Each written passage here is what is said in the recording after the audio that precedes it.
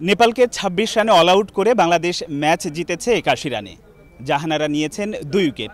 দর্শক, আমরা এখন কথা বলবো জাহানারার সঙ্গে আজকের ম্যাচ নিয়ে এবং সেমিফাইনাল যে ম্যাচটি রয়েছে পরে সেটি নিয়েও কথা বলছি জাহানারা আলমের সঙ্গে।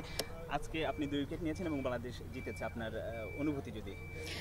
আজকে নর্মাল ম্যাচ ছিল, সো শুরুতে ব্রেক থ্রুটা ভালো ছিল এবং আর্লি হয়েছে।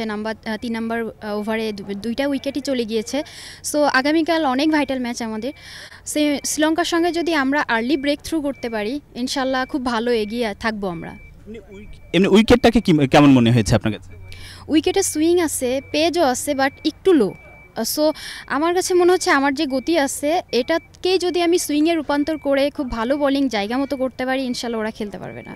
এমনিতে বাংলাদেশে যদি দলীয় স্পিরিট বলি, দলীয় স্পিরিটটা কেমন আছে? যে শ্রীলঙ্কা, কারণ আমরা তো শ্রীলঙ্কাকে ওয়ার্ল্ড কাপেও হারিয়েছি, মানে সব মিলে শ্রীলঙ্কার বিপক্ষে ম্যাচটা কেমন হতে পারে? আমরা কি সহজেই জয় পাবো?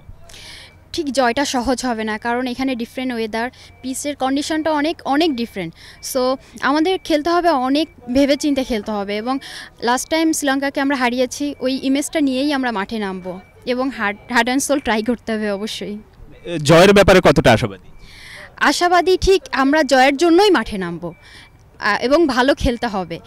যেহেতু ডিফারেন্ট ওয়েদার, ডিফারেন্ট পিচ, আমাদের খুব কনসেন্ট্রেট থাকতে হবে, 100-এর উপর কনসেন্ট্রেট দিতে হবে কালকের ম্যাচের জন্য।